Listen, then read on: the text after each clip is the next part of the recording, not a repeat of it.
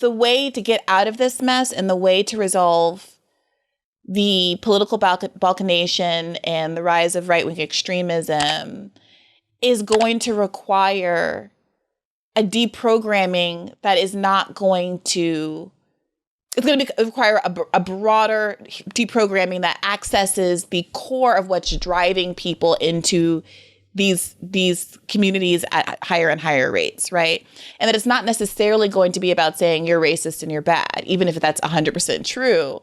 But that it's going to be about figuring out what compels an individual to find more solace in white supremacy than another kind of community. And so I wonder, I wonder what your thoughts are on that as a leftist. You know, is there an incompatibility with wanting to do have a broad multiracial coalition and a kind of insistence? I mean, you're dealing with a really narrow extreme part of the country. So I don't want to say that every conservative or every Trump voter is implicated in this conversation. But, you know, do you ever feel like there is a tension between kind of the need to coalition build and a perception of a certain segment of society as kind of untouchable? I don't feel that tension. I understand that other people do. I'm in the Punch-a-Nazi School of Applied Mechanics. I have no sympathy for these people.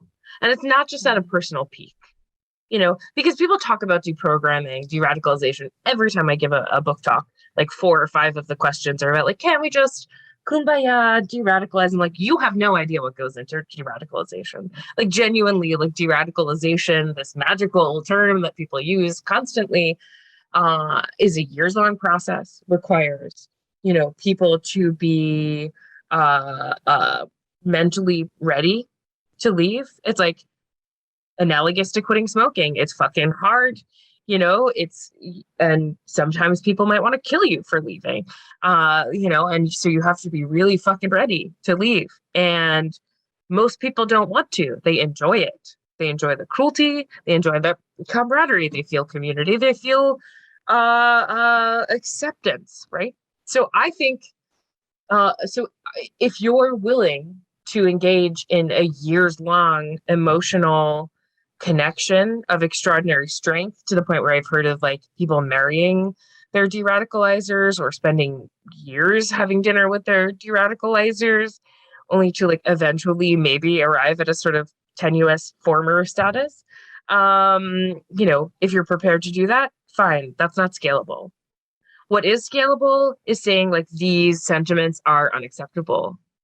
You cannot show up in my town. You cannot show up in my university. I think that many people want to kumbaya because for them, the prospect of standing up and fucking punching a Proud Boy is uncomfortable. And they want to see themselves as more tolerant. And I mean, for me, at least, I'm cool, your conception of yourself as tolerant and marketplace of ideas-y and willing to coalition build, whatever, matters more to you than my safety and the safety of all the marginalized people that these people attack. I really, if I sound angry, it's because I'm an angry person. I'm also quitting smoking and also fuck a Nazi. Fuck them. Okay, I don't care about them. I don't care about their lives. I want them to die. I really am just I have no patience. No patience. Talia, and the more we socially marginalize these views, the more we make them unacceptable, the fewer people will join. If you deplatform someone, if you play whack-a-mole enough, you make it annoying and difficult, you dox people, you get them their jobs lost for holding these views publicly, for saying that they want to burn Jews and kill, you know, N-words. You make it socially absolutely poison to do these things. So is there evidence of that, Talia? Is there evidence that approach, because you say that the approach you're describing is scalable and the deradicalization approach isn't. But what strikes me is that it seems like there has been a radicalization approach that has been taking years. You know, the radicalizers are happy to take years and pursue this project, and that they have been able to scale it at a significant degree. That in some ways, and we've talked about the Powell memo on the show a lot, but it's this, famous memo by soon-to-be Supreme Court Justice Lewis Powell, where he set out an agenda for the Conservative Party in the 1970s and said, well, look, we're losing the culture wars. This is how we fix it. And it was 30 years before Fox News, which was one of the goals of the Powell memo, a right-wing news organization, manifested. And, we're just now seeing the apotheosis of their efforts to take the Supreme Court and all of this stuff, right? And that there is a way that the long game, I think, while frustrating and not as instantly gratifying, is very effective. On the other hand, I'm concerned about what it means to say something like, we don't let them into our towns, we don't let them into our universities. Just on a logistical level, I don't know what that even begins to look like. And so I am skeptical about the idea that in and of itself could be scalable. You're completely entitled to your skepticism. I mean, I don't know what else to tell you. The Lavin memo then is a 30-year-long plan of fuck like racism and make it unacceptable, make it pariah, make it like throw it onto an island and an ice flow, and do what that does it look through physical violence and through everything from physical violence to doxing to public protest. You use every tool at your disposal. And no, I have no interest. I have no interest in building a coalition with these people. And you may, but the less attractive you can make these ideas seem. To bring back the smoking, analogy, fewer people smoke because you can't smoke in a movie theater. Fewer people smoke because you can't smoke in a bar. Fewer people smoke because you have to stand on a street corner and feel like shit. So let's make it like that. What was it that made you, at this point, decide to quit smoking? I've been running, and I wanted to be able to run more. So it wasn't that people kind of harangued you and said smoking is bad. Oh, that helped. That helped. But I presume that people have been saying that sort of thing since whatever it was you started smoking. It's bad for your health, blah, blah, blah. I mean, listen, like, smells, I don't think that I'm going to be able to convince you. I think if you want to, like, hold hands with a, Nazi and kiss them gently on the cheek, that's fine. I just don't think that's going to work out well for you. Do you think that what I'm arguing for is that I Briahna Joy Gray, who was sitting before you as a Black woman, wants to hold hands with Nazis and kiss them in the street?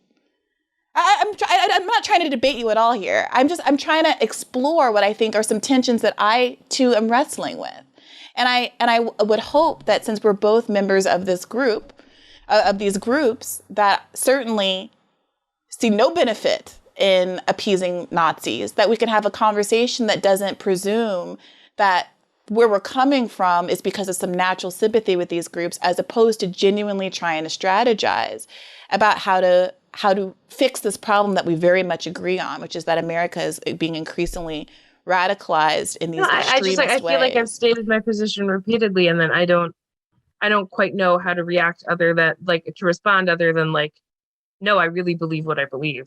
Like, I really think like that stigmatization, that pariah-dom, that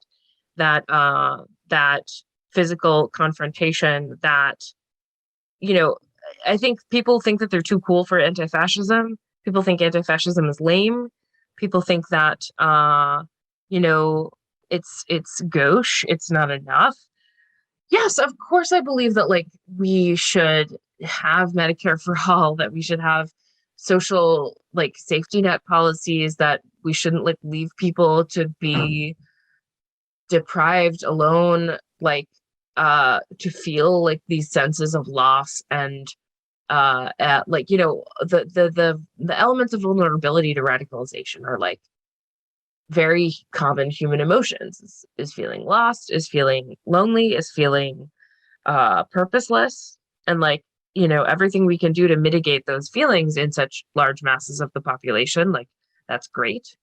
I think there are many constructive things you can do to fight Nazism that don't involve, like, brass knuckling up and like just flattening the nose of a Proud Boy, but, like, I think you have to be willing to brass knuckle up and flatten the nose of a Proud Boy too. Like, there is no space for coalitional politics with these people, to my mind. So one of the, I think, parts of the book that I found to be really interesting was when you were talking about how banal many of these individuals were when you were talking to them on the websites and the dating site, right? And how the banality of their lives was abutting these like really horrific belief systems. And he would go from talking about, you know, casually, oh, I'm making my pork and bean dinner or whatever, to, you know, Jews, let's kill them. Am I right? You know? Yeah. Or like, let's talk about the, N words. Yeah. So I remember when I was, you know, reading that section, you know, you explained that the banality almost made you feel less empathy for these people. Can you talk a little bit about the kind of emotional reaction you had to being that close and in those intimate spaces and having these people trust you in that way with these incredibly ugly parts of their lives? Yeah, I mean, for me, it's like, so you'll see so often in journalism about Nazis, this shock that they're people. Like, it's there was an infamous sort of New York Times profile of Tony Hoveder, who's a, pretty well-known white supremacist. It was like, oh my God, like, he has a wife and a house, and like, he made dinner, and like, he didn't, like, I don't know, jizz a swastika onto the wall while making pasta. Like, I mean, it's that level of parodic, like, oh my God, Nazis are people too. And I'm like, of course they're people. You start with the presumption that they're people with whole lives, with moral universes as complex and wild as yours and mine. And like, you start with the assumption that these are ordinary people. And then you see what these ordinary people have dedicated their lives to. And if that doesn't make you fucking mad, it makes me fucking mad. Yeah, so I To me, it doesn't absolve them. Their humanity doesn't absolve them. Their humanity condemns them further. So I completely relate to this frustration that folks are shocked about the fact that races aren't, you know, some separate breed or species that, you know, are easily identified by, you know, tentacles or something. Like I totally relate to that feeling. At the same time, when I was reading your description of these lives, what struck me was not necessarily that they were so average, but there were some ways in which it did feel very atypical. A lot of the guys that you described, you know, you talk at length about describing the incel movement, the involuntary celibates, that a lot of these men have very little in the way of kind of romantic or social infrastructure in their lives at all. You describe one guy making dinner and that he makes the same kind of, it was kind of a bizarre, very imbalanced meal of like pork and beans or something every single night. Canned beef and pineapples. Canned beef. Oh yes, it was beef and like canned beans and then a swig of pineapple juice to break it up, I guess, so he doesn't get scurvy. You know, and I remember reading that and thinking, oh, well, this, I mean, in some ways it's banal because he's like a guy making dinner every night. But in other ways, the details of his life point to someone who is not a functioning member of society and has a lot of other things going on. That led me not to say it absolves him of any way, because there are a lot of poor people who aren't obviously white supremacists. In fact, obviously disproportionately, poor people in America are not white at all.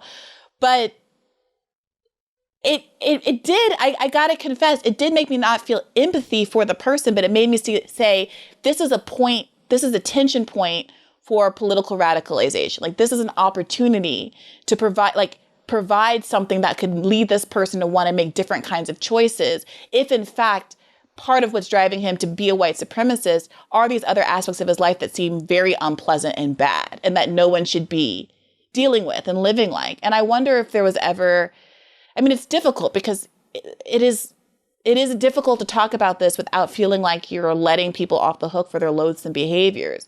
But in a practical way, I guess as someone who doesn't see a lot of utility in telling people that they are bad, as changing their mind. Like, if I thought it worked to just be like Nazism is horrible and you shouldn't be a Nazi, then I'd be like, yes, we should just put that on every bridge and tunnel in America and that would solve the problem.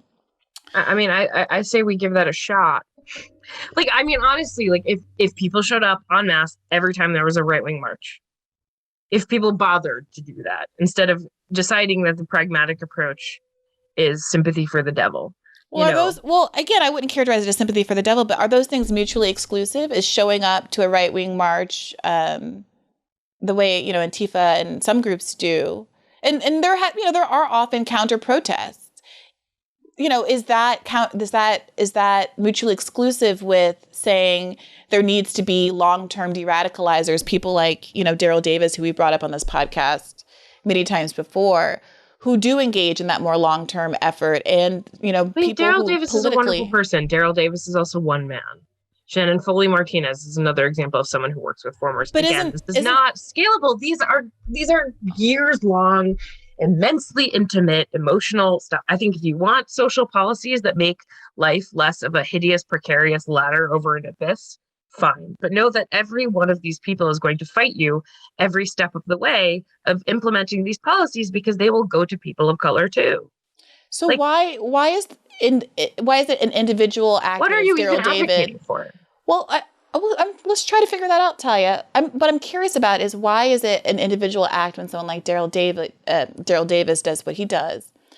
For those who don't remember, Daryl Davis is a Black man who, famously has a number of Klan robes in his closet, because every time he talks a Klan's member out of being in the Klan, they give him a robe, and he's like the great Klan whisperer. And he's also apparently a very renowned jazz musician. But it's interesting to me to see it as an individual act when it's Daryl Davis, but not an individual act when an individual decides to put brass knuckles on and punch a Nazi. And what I'm questioning is the scalability. The reason I'm questioning it is because I think a lot of people aren't going to feel able or safe to do the Nazi punching, right? So it doesn't seem to me. I would say, why not both? If you are an adherent to Nazi punching, great. Fine. I'm certainly not arguing against that. But I am concerned about saying that we want to minimize the potential effects of doing the alternative approach. And the reason I wanted to talk to you about that, Talia, is because you have an exposure to what it's like to be in those spaces, and potentially some insights that other folks who haven't engaged in that project don't have. And I'm curious to pick your brain about whether or not, for example, when you're on these dating sites, do you ever engage in any kind of conversations that tried to see what would happen if you raised doubts about being a white supremacist, or, brought up, well, there's this one Black person at work who's okay, and sometimes, what are those kind of conversations like? Those conversations incel spaces bar women. The whitedate.net is whitedate.net. What I'm supposed to write to people who are talking about the evil Marxists and darkies and say actually Black people aren't so bad after all. Honestly, if I had known that this was going to be an extended conversation about the utility of deradicalization versus anti-fascism, I would absolutely have not agreed to be on this podcast, because I've gotten this banal question over and over and over again, and I loathe it at this point. People, I understand coalition building and desires, but I find it that most people aren't capable of engaging in with this level of being in those spaces. Is it fucking dipping your head in acid? And I did it for a year and a half. I wouldn't ask anyone else to do it, and I wouldn't expose myself to emotional intimacy with those people on a real level, not through the mask of an avatar. I don't I wouldn't. Maybe because I'm a Jew, I wouldn't wind up radicalized in the same way, but anyone is susceptible to propaganda. Asking people to imbibe white supremacist propaganda and engage in emotional intimacy with white supremacists, which is what deradicalization entails, a deep emotional intimacy of years-long relationships of talking, conversation, and yes, that is inherently more personal than a punch in the face. I've done some crazy shit. Just even after the book, around the election, I was, undercover and the 3% Georgia's security force, like walkie-talkie channel. I had a false identity. I had a false face. I did over an hour-long interview. I had a backstory, emotions. I talked to people. It's hard. It's hard to do that. It's fine. But I had a mask. I had the protection of a lie to cover me. If I had just been naked to those sentiments, like, I don't know that I would have even gotten through it. Like, it was hard enough as it was. Like, this stuff is aqua regia. These conversations that take place in Nazi chat rooms, these conversations that take place on these forums are poison. They are poison, and they are perpetual emotion machines of radicalization.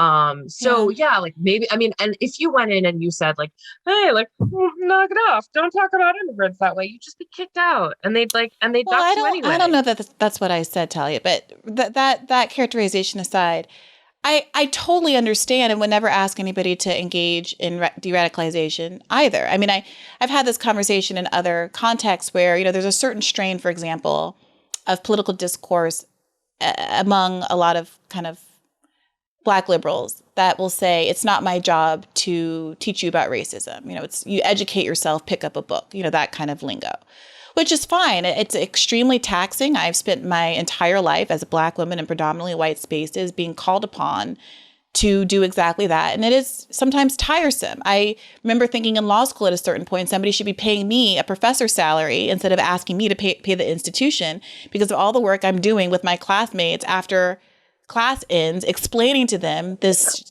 crap that the teachers in many respects aren't qualified to cover, even though it's directly germane to the material. So I certainly empathize with that. But I also wouldn't ask any individual to engage in a physical altercation with a Nazi. I'm not asking anybody to do anything.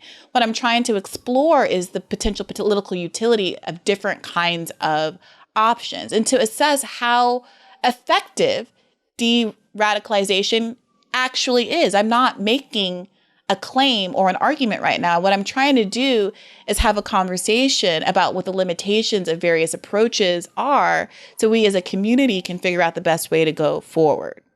I mean, I am just curious why you would ask a militant anti-fascist to talk about the utility of de-radicalization. This seems like a setup for frustration for both of us. Well, I certainly am not intending to frustrate you, and I'm not so frustrated. I mean, I think it's interesting. I'm asking you the questions that naturally arose in my mind when I read your book. Is there some aspect of the book that you would prefer to talk about? I mean, we haven't really talked in detail about what the book actually lays out, so I want to give you an opportunity to tell the audience what you think the biggest takeaway is and why you think that they should read it, what it is in fact about, what your goals were in writing it. My goal was to make people aware of the perniciousness of the threat, make people aware of some of the ideological bases and the emotional bases that radicalization rests on. My encouragement was specifically to uplift the anti-fascist movement and to encourage people to become active anti-fascists, militant anti-fascists.